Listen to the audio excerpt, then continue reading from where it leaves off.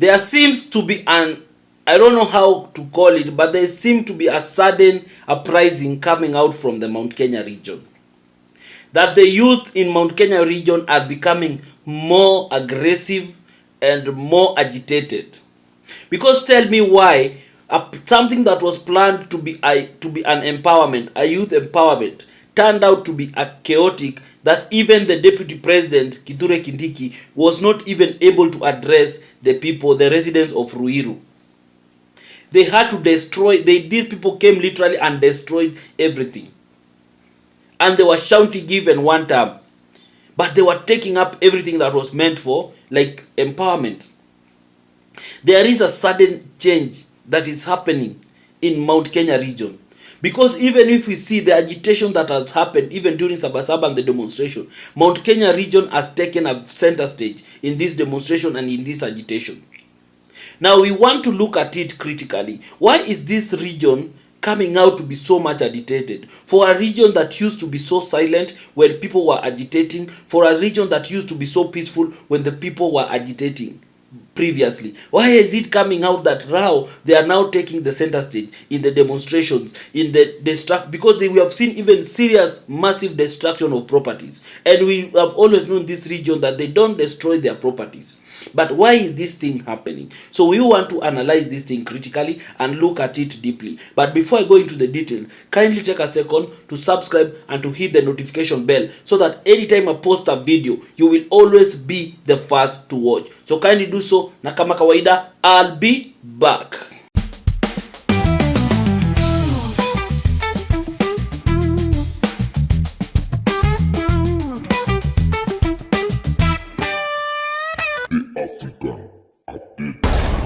Thank you for everyone who has subscribed, and for the return subscribers, thank you so much. I really appreciate you. Now back to my video. So I'm asking a very simple question. We are seeing youth of, especially the people of the Mount Kenya region, being very, very aggressive and agitated. They are coming out even to destroy properties and to loot property even when it comes to demonstration. These people are so much agitated. Where is this anger coming from? And why have these people just been silent all this while, knowing very well that they can also come out and demonstrate? Because that is the question we need to ask ourselves. But before I go into the details, I want you to watch this video of what happened in Ruiru, where Deputy President Kindiki went there for an empowerment, but before even he could speak, they came out, they destroyed everything, they took everything, and hiyo place kila kitu ikaharibika. If the event could not go on anymore, the Deputy President and all the other leaders had to be evacuated. So I want you to watch this clip, and then we'll come back and dig and do a deep analysis into this matter. So watch this.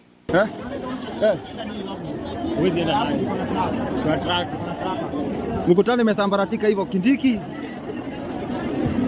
Unajua kitu imegorokia, hizo pesa zimeenda wapi? Hata ujui zimeenda wapi. Guys, hivyo ndivyo hali ilivyo.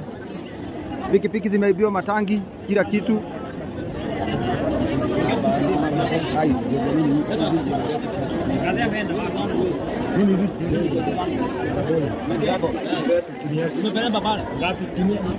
Hizo pikipiki zimeibiwa ama zimepeanwa?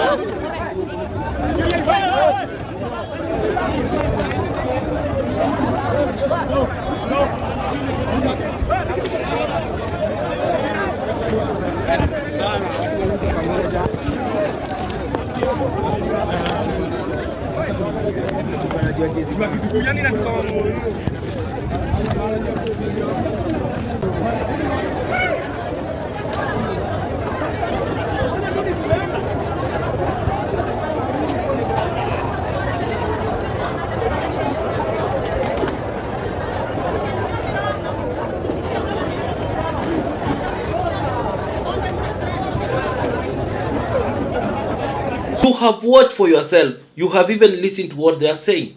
Now, this is my issue. And these people, can we say that Gachagwa's Wantam has really picked up in Mount Kenya? That Gachagwa's influence has picked up massively in Mount Kenya? Can we say that? Because whatever is happening in the region, it is something that is unprecedented. It is something that Kenyans have not ever seen, have not seen before in this region. Because destruction of property and demonstration have always been something that has been associated with the Luos. They have always taken center stage. And all this while, the people from the Mount Kenya region have always been against it. They have always called out our brothers from the Nyanza region to call them out and to say, you people, you are destroying property, you have nothing, you are looting, you are nina, hamna kitu yoyote. Unaelewa? So this thing has always gone on. But right now, the things have changed. Right now, we see Luos are kind of bit silent. They are not coming out to demonstrate as strong as they used to. But the Mount Kenya region are taking the center stage. And their kind of demonstration they're doing, for them, is about just looting and destroying of property. As much as it is planned, they're saying that some people are planning to do that. But we have seen a generation of a group of Mount Kenya people who are so much angry. They are ready to devour anything that they feel like it's against them. They are coming out to so much agitated. And why has this region turned out this way? Number one, it is because the president sell a false narrative to them. These people, you remember very well, before 2022, they were so much crazy in love with William Ruto. They rode on wheelbarrows, they praised him, they did all manner of things. They said how they are going to take Raila and send him to Sugoi. That clearly shows you that these people had so much hope in William Ruto. These people had so much hope in this government. These people, if they even rejected their own son, Uhuru kept on going to that region severally to speak to them, to tell them that no, this is not the right path. But they kept on, they were defiant, and they said the person that huyo mwenye mtaki ndio sisi tunataka. But things have turned out opposite from the way they expected. There are things that happened, the things that they hoped that could be done to them, the things that the president promised them, none of them has been fulfilled. And these people are coming out so much angry. They are coming out so much agitated. They are coming out to vent their frustrations. They are coming out to say that this was not right. No, they are coming out to hope to send a statement to the president that you lied to us. You never fulfilled your promises. So these are people who are hurting. We are speaking to a generation of young people who had disappointed so much with the outcome of their votes. They are not happy with the kind of vote, the kind of a person they supported. Another thing is the Gachagwa's factor. Gachagua has been able to brainwash and even to make these people of Mount Kenya believe that all their problems started when he left the office of the deputy president. He has been able to convince these people that his problems, that is a community problem. He has been able to sell that our own narrative, because every time Gachagua stood up and spoke, he only spoke about the interest of Mount Kenya. And this thing has been getting into the heart of the Mount Kenya people to a point whereby they realize that it is indeed true. We are being oppressed, even despite the fact that this cabinet, the Ruto's government, has more people from Mount Kenya region than even the Rift Valley region. But Gachagua has been able to convince these people that they have no stake in this government, that William Ruto has abandoned them, that this government has not been there for them, this government has delivered nothing for them.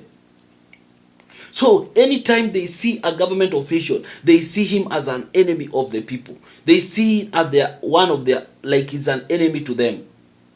So Mount Kenya region is becoming more and more agitated. And I'm just hoping that this thing will be managed before 2027. Because the kind of chaos that we are seeing from that region, the kind of destruction of property that we are seeing from that region, it's unprecedented. This is a region that has always been known not to destroy their properties, not to even demonstrate. You remember when demonstration happened, from Kiambu going up, it's always very peaceful. But right now, things are becoming so shaky. So I don't know how this thing will turn out, but for me, I seriously and I hope that these young people, as much as they are agitated, they will not continue doing what they are doing in terms of destroying property and destroying everything on their way. I understand that the youth of this country are hungry, and life has become so much unbearable. And it is not only in Mount Kenya. Life has become unbearable all over the country. People are hungry. People are not eating. People are suffering. There are no jobs. There are not so many things are not working out. So everyone is agitated. But I believe and I hope that all this anger that we have, we will be able to preserve it until 2027. We exercise it on the ballot. Because we, not only Mount Kenya people are agitated with this government, 90% of Kenyans are not happy with this government. But we don't need to destroy our own property. We don't need to loot other people's things so that we can show that we are agitated. This thing has always been there. Even when the people of the Luo Nyanza used to demonstrate, there used to be destruction of property. So it is not a unique thing to Mount Kenya. It is something that has happened even in Ukambani. When people demonstrate, they destroy property. Even in Kitengela, when the Maasai demonstrate, they destroy property. Even when Luos demonstrate, they destroy property. It is a common problem that when there is a demonstration, some people take advantage to destroy other people's property and to loot. So it is not a unique thing to Mount Kenya. But we are saying that don't destroy someone's property. Find a way of holding that anger until 2027. And if you feel like we can get this government out. Because all of us, we all agree that this government has failed. But destroying property and making people who have really invested in their property mnaribu, it is not the right thing to do. People take time to build wealth, and when you come and take it in one day, it doesn't sound right. So that is what I would urge the people of Mount Kenya, that despite the fact that you feel you are agitated, you feel you supported this government and nothing has come out of it, we understand your pain, we understand how you feel. That is okay, but don't destroy property. There is another way of getting this government out, and that is through the ballot in 2027. So let us remain peaceful. Let us not destroy other people. Let us not take lives. It is not acceptable. So share your views in the comment section, but above it all, remain respectful. Do not insult anyone. So thank you. Until next time, bye.